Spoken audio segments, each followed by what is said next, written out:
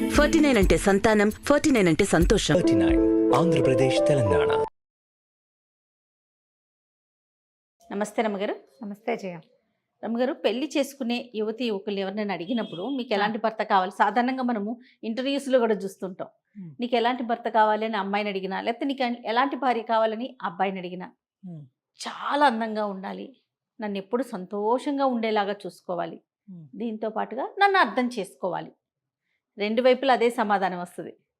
నేను అనుకుంటాను ఒక్కొక్కసారి చేసుకుంటే కదా తెలిసేది అందం.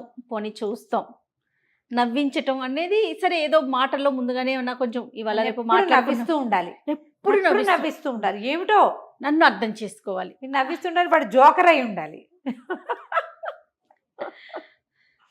అంటే కోపం రాకూడదని బహుశా అర్థం, కానీ అర్థం చేసేసుకోవాలి. నవ్విస్తుంటే సంతోష పెట్టడం అనే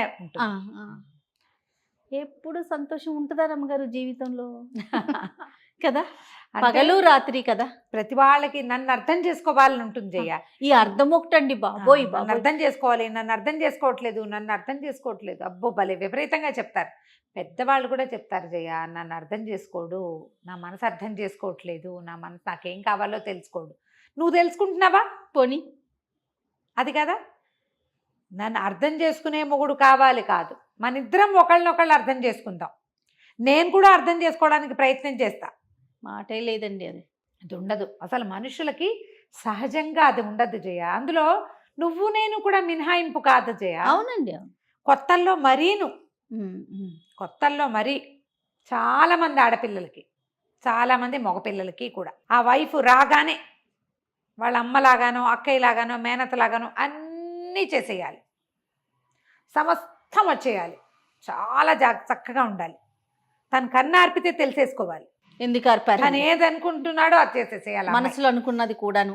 వాళ్ళ అమ్మ వాళ్ళ నాన్నని ఎలా సర్దుకుంటుందో నాన్నతో అలా సర్దేసుకోవాలి. వాళ్ళ అమ్మ ఎలా తనకన్నీ చూసేస్తోందో ఆ అమ్మాయి అన్నీ చూసేసుకోవాలి. అది అమ్మ ఏ రోజు నుంచి మొదలు పెట్టింది, ఎన్ని రోజులు అమ్మకు పట్టింది లేదు, ఆ కథ వద్దు. అక్కడి నుంచి ఆడపిల్లలకి తన నాన్నలాగా తను ఏదంటే అది మొగుడు చేసేయాలని ఉంటుంది. క్షణాల మీద నాన్నలాగానే స్ట్రాంగ్గా ఉండాలి, నాన్నలాగానే అదేదో ఉండాలి. కానీ నాన్న మొగుడులాగా ఎలా ఉన్నాడు అమ్మతో అనేది చచ్చినా ఆలోచించరు. అవునండి. నాన్న మనకి నాన్న, భర్త కాదు. అమ్మకి కదా భర్త, అమ్మకి భర్త కదా. అమ్మ ఆయన ఏం తంటాలు పడ్డారో ఎన్నేళ్ళు. నువ్వు అడిగిందని నిన్ను క్వీన్ లాగానో ప్రిన్సెస్ లాగానో మీ నాన్న చూస్తున్నాడంటే దానికి ముందు ఆయన భర్తగా ఉన్నంతకాలం ఆయన ఎలా ఉన్నాడు? తండ్రి అయ్యాక, తండ్రిగా ఉండటం వేరు, భర్తగా ఉండటం వేరు కదా. అవును కదా. ఈ భర్తల్లో నాన్నల్ని వెతుకుతారు ఆడపిల్లలు, భార్యల్లో అమ్మల్ని కోసం వెతుకుతూ ఉంటారు మగపిల్లలు. కష్టం కదా. రెండోది, వాళ్ళ మీద గుత్తాధిపత్యం తమకే కావాలనుకుంటారు. అదొక పెద్ద సమస్య జయ. ఇలా ఉండదు. తండ్రులు కూడా తల్లులు కూడా ఎలా తెలుసుకోవాలంటే ఈ పిల్లల్ని ఇండిపెండెంట్గా ఉంచట్ల. ఇప్పుడు మన పరిస్థితి ఏంటంటే, ఇది వరకు నా జయ నాన్నలతో అంత చనువులు ఉండేవి కాదు, నాన్నలతో స్నేహాలు కూడా తక్కువే. నేను కూడా నీకు చెప్పలా మా నాన్నతో నాకంత చనువు లేదు అని. ఆపేక్ష ఉంటుంది, చూస్తారు. కానీ ఎంతసేపు నెత్తి మీదే కూర్చోబెట్టుకుని నీకేం కావాలి నీకేం కావాలని అడిగి చేసేసి, ఇప్పుడు పిల్లలు లేరు, ఒక్క పిల్ల, అదే యువరాణి వాళ్ళ జీవితానికి. అవును. ఈ సాగించేసేటప్పుడు రేపు ఆశాభంగాని బిడ్డ తట్టుకోలేదు అని ఊహించరు నాన్నలు అస్సలు. ఆ పిల్ల ఏది కావాలంటే అది, ఏది చేస్తానంటే అది, ఏది చెందుతానంటే అది, అన్నీ చేసి పెళ్ళిళ్ళ దగ్గరికి వచ్చేసరికి మా ఇష్టం అంటారు, అదో గోల. తల్లులు కూడా కొడుకుల్ని నెత్తికెక్కిచ్చేసుకుంటారు జయ. అన్నీ కలిపి చేతికి అందించడం, వాడి షూలేస్ దగ్గర నుంచి ముడేయటం, వాడి సామాన్లు వీళ్ళే సర్దటం, సమస్తము చూసుకోవటం. వాడు ఈ చెయ్యి మారాక అక్కడి నుంచి నాకు అదే కావాలని సేమ్ ఎక్స్పెక్టేషన్స్ లో ఉంటారు. ఇప్పుడు చేతలు ఇవి పక్కకు పెడదాం, ఎక్స్పెక్టేషన్సే మనం మాట్లాడేది. అవునండి. నన్ను అర్థం చేసుకోవాలి అంటే మొదట నీకు నువ్వు అర్థం కావాలి, అవతల వాడిని నువ్వు అర్థం చేసుకోవాలి, వాడికి అర్థమయ్యేలాగా నీ భావాన్ని నువ్వు చెప్పగలగాలి. చెప్పవు నువ్వు. ఒకవేళ నువ్వు చెప్పినా వాడికి నచ్చలేదనుకో, వాడికి అర్థం కాలేదనుకో. అర్థం కాలేదంటే ఏమిటి? వాడు అర్థం చేసుకోలేకపోతున్నాడని కాదు, మీ ఇద్దరూ ఒక వేవ్ లెంగ్త్లో లేరు. నీ ఐడియాలజీ వేరు, అతని ఐడియాలజీ వేరు. ఇలా ఇద్దరు వేరు వేరు ఐడియాలజీ ఉన్న వాళ్ళని కలపటమే పెళ్ళి అంటారమ్మా. అర్థం చేసుకుని ఒకేలా పనిచేయటానికి మీరు ఒక ప్రాజెక్ట్లో లేరు. ప్రాజెక్ట్స్ కాదు కదా, అంతే కదా రమ్మగారు. ప్రాజెక్టులలో టైలర్లు కొన్ని రకాల పనులు చేసేవాళ్ళు, గిట్టింగ్లు చేసేవాళ్ళు. ఒకడొక పని చేస్తే తర్వాత వాడు దాన్ని కంటిన్యూ చేస్తాడు. అవును. ఆ రకమైన సింక్రనైజేషన్ ఉండేది ఎప్పుడు? వస్తువులు చేసేటప్పుడు, ప్రాజెక్ట్స్ చేసేటప్పుడు, ఇంజనీరింగ్ థింగ్స్లో ఉంటాయి, మెడికల్ దీంట్లో కూడా ఉంటాయి. డాక్టర్లు కట్ చేస్తుంటే నర్సులు తుడుస్తూ ఉంటారు. అవును. వాళ్ళు అర్థం చేసుకుంటారు, వాళ్ళకి తెలుసు వాట్ నెక్స్ట్ అనేది. జీవితం అట్లా ఎట్లా కుదురుతుంది? చాలా కష్టం అండి. అస్సలు కుదరదు కదా. జీవితం కొన్ని వేల విషయాల సమాహారం కదా. ఇద్దరు వేరు వేరు వ్యక్తులు కలుస్తారు కదా, స్లోగా అర్థం కలిసి చేసుకుంటాం, ప్రయాణం చేస్తూ ఉంటే రోజుకు కొత్త విషయం కదా రమ్మగారు. తెలుసుకుంటాం. మనం అన్నీ తెలుసుకున్నాక పెళ్లి చేసుకుంటే బోరుగా ఉంటుంది, ఏమీ మీకు కొత్తదనం ఉండదు. ఎలా థ్రిల్ ఉంటుంది? అవన్నీ తెలిసేసుకున్నారు కదా ముందే. పెళ్లి తర్వాత ఇంకా తెలుసుకుందుకు ఏమి ఉండదు. అవును. కొత్త బాధ్యతలు పెరుగుతాయి అంతే. థ్రిల్ విత్ బాధ్యతలు. కొత్త పెళ్లి కొడుకు, కొత్త పెళ్లి కూతురు ఆ కొత్తదనాన్ని ఆస్వాదిస్తూ మెల్లిగా తెలుసుకోవటం. టైం ఇవ్వండి మీ రిలేషన్కి. అమ్మాయి అబ్బాయి కూడా. పుట్టే ఆడపిల్లలకి చెప్పట్లేదమ్మా ఇది. అవును. మగపిల్లలు కూడా చాలా అర్థం చేసుకోవాలి. మా అమ్మలాగా మా పిన్నిలాగా చేయట్లేదని అనుకోకూడదు. ఎవ్వరు అమ్మలు పిన్నులు పెద్దయ్యాక అవుతారు, చిన్నప్పుడు అయిపోరు. ఇవాళ అమ్మ అన్నీ చక్కగా హ్యాండిల్ చేసే మన అమ్మ మొన్నటి దాకా చిన్నపిల్లే.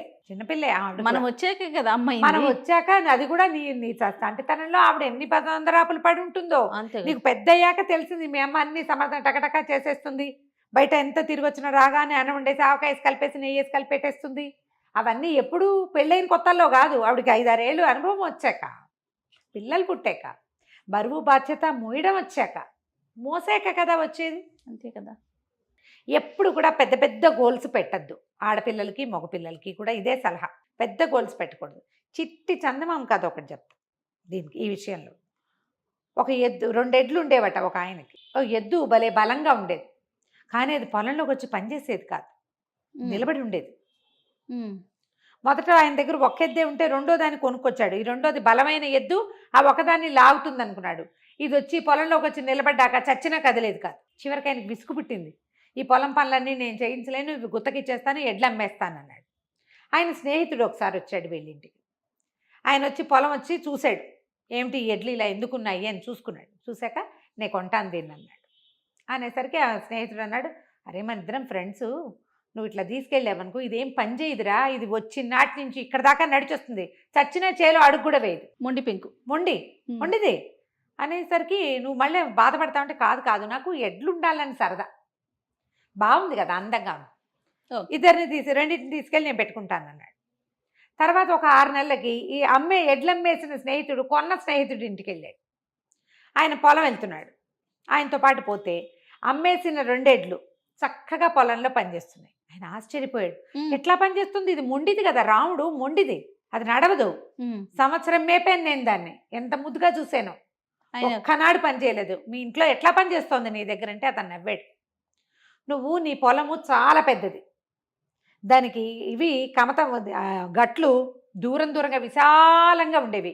ఆ ఎద్దు తలెత్తి చూస్తే తను దున్నాల్సిన ప్లేస్ అంతా కనపడి భయం వేసి చచ్చిన చేసేది కాదు. నేను గట్లు దగ్గరికి చేశా, ఈ కాస్తేనే దున్నేస్తుంది అది. ఓహో, కాస్తే కదా కమతం చిన్నది, చిన్న కమతం, ఇది ఎక్కువసేపు దున్నక్కర్లా, ఇది అయిపోతుంది. అది తీసుకెళ్ళాక ఇది అయిపోయాక ఇంకో దాంట్లో దిగితే అది చిన్నదే, దున్నేస్తుంది. మనుషులు కూడా ఇలాంటి వాళ్ళే ఖచ్చితంగా. వీళ్ళకి నువ్వు అదేదో బ్రహ్మాండం పగలగొట్టాలని చెప్పకూడదు, ఈ చిన్నది అంతే, ముందు దీన్ని దాటదాం, ఈ హడిల్ దాటదాం. దీన్ని గుర్తుపెట్టుకుని ఆడపిల్లని ఇచ్చిన వాళ్ళు, పెంచేవాళ్ళు, పెళ్లి చేసుకున్న వాళ్ళు కూడా, మగపిల్లల్ని పెంచేవాళ్ళు, ఇచ్చేవాళ్ళు, పెళ్ళిళ్ళు చెయ్యాలనుకునే వాళ్ళు, మీ ఆవిడ వచ్చి చూసుకుంటుంది, పెళ్ళాం వచ్చి చూసుకుంటుంది, పెళ్ళాం వచ్చి ఉద్ధరిస్తుంది అలాంటివి చెప్పకూడదు. ఆ పిల్ల నీలాంటి దగ్గర ఒంటరిగా పెరిగి వచ్చింది, దానికి ఏం పని వస్తుంది, ఇద్దరూ కలిసి చేసుకోండి, ఇద్దరూ కలిసి ఇదండి. ఆ అమ్మాయే చూడాలని వీళ్ళు అనకూడదు, అబ్బాయి అన్నీ చూసుకుంటాడని వాళ్ళు అనకూడదు. అమ్మాయిని అర్థం చేసుకోకాదు, ఒకళ్ళనొకళ్ళు అర్థం చేసుకోండి, ఇద్దరూ కలిసి సంసార రథాన్ని ముందుకు తీసుకెళ్ళండి. ఇవన్నీ కూడా బేసిక్ ప్లే ఒకటే చేయాలి వీటన్నిటికీ. అంతే రమ్మ. ఎక్స్పెక్టేషన్స్, అమ్మాయికి ఏదో కావాలి, వాళ్ళ మాట వినకూడదు, వీళ్ళ మాట వినకూడదు, నా మాటే వినాలి, నన్నే అడగాలి, నేనే చెయ్యాలి, మా ఇంట్లో ఇలా కాదు, మా అమ్మమ్మ అలా చెప్పేది అనకూడదు. మనం ఒక్క కొత్త ఇంట్లోకి వెళ్ళాం, నువ్వు కాదన్నా వాళ్ళ ఇంటి పేరు తీసుకుంటావు. నీ పిల్లలకు వాళ్ళింటి పేరే వస్తుంది, నీ పిల్లలకి రాబోయే ఆస్తి స్వస్తి వాళ్ళదే. అలాంటప్పుడు వాళ్ళని నువ్వు అర్థం చేసుకోవాలి. ఒకటి, ఈ అమ్మాయి నీకు పుట్టబోయే పిల్లలకి తల్లి, నీ పుట్టబోయే పిల్లల్ని పెంచాల్సింది ఆ అమ్మాయే. ఆ అమ్మాయిని మగవాడు అర్థం చేసుకోవాలి. ఈ ఐడియాలజీతోటి కనుక పేరెంట్స్ ముందుకెళ్తే, అమ్మాయికి రాదు నేర్పిద్దాం, చెప్పి చేయిద్దాం, కేకలేకుండా చేయించుకుందాం, మనం ఇన్వాల్వ్ అవ్వద్దు, వాళ్ళిద్దరే ఏదో గొడవ పడి సర్దుకుంటారు. చాలా డివోర్స్ కేసుల్లో జయ పేరెంట్సే అసలు ఒక కారణం, ఒక మాట చెప్తుంటారు, వాళ్ళు మా ఆయన అంటే చాలా ఇష్టం అండి, నాకు డివోర్స్ ఇవ్వటం ఇష్టం లేదు, కానీ వాళ్ళ అమ్మ చెల్లెల వల్లే ఇవ్వాల్సి వస్తుంది. ఆ అబ్బాయికి అమ్మాయి అంటే ఇష్టం, కానీ డివోర్స్ తీసుకోక తప్పట్లేదు. వాళ్ళిద్దరికీ ఇష్టమే కలిసి ఉండటం, కానీ ఉండలేకపోతారు పరిస్థితుల వల్ల. మిగిలిన వాళ్ళు వెనక్కుండి వాళ్ళిద్దరిని ఒకళ్ళతో ఒకళ్ళని ఉండనిస్తే, ఒకళ్ళతో ఒకళ్ళు అర్థం చేసుకునేలాగా చేయనిస్తే మనకి సమస్య ఉండదు. అవును, నన్ను అర్థం చేసుకునేవాడు దొరకాలి అన్న ఆలోచనతో పాటు నేను కూడా అవతల వాడిని అర్థం అవ్వాలి. నేను అర్థం అవ్వాలి, నేను అర్థం చేసుకుంటాను. Yes. ఎందుకంటే వివాహాలు చేసుకునే చోట వేర్వేరు సర్కమ్స్టెన్సెస్ నుంచి, వేర్వేరు బాల్యాల నుంచి వచ్చిన యువకులు పెళ్ళిళ్ళు చేసుకుంటారు. వాడి బాల్యము, వాడి బ్రాటప్ ఇవాల్టి వాడి జీవితం, ఆ అమ్మాయి బాల్యము బ్రాటప్పే ఇవాల్టి జీవితం. ఆ వెనకాల ఉన్న ఆ ఇంప్రెషన్స్ తొందరగా పోవు. అవును, ఈ కొత్త ఇంప్రెషన్స్ రావాలంటే సహనము, ఓపిక, టైము కావాలి. పెళ్ళైన ఏడాదికే డివోర్సు, 6 నెలలకే డివోర్సు, 3 నెలలకే డివోర్సు, 2-3 ఏళ్లకే డివోర్సులు, వీటిలోకి వెళ్ళకండి. మనం ఎక్కడైనా ఒక హర్డిల్ వస్తే ఆగి ఆలోచించి, నేను అర్థం చేసుకుంటున్నానా, లేదా అసలు నేను అర్థమయ్యానా అతనికి లేదా ఆమెకి, మాట్లాడుకోండి. పదే పదే చెప్తాం ఇదే మాట. అవును. మూడో మనిషిని ఎవరినైనా మాట్లాడించుకోండి. మధ్యలో అహంకారాలు వదిలిపెట్టుకుంటే అర్థమవుతాం, మనం అర్థం చేసుకోగలుగుతాం. ఇలా ట్రై చేసి చూడండి. తప్పకుండా రమ్మ గారు. నమస్తే. నమస్తే.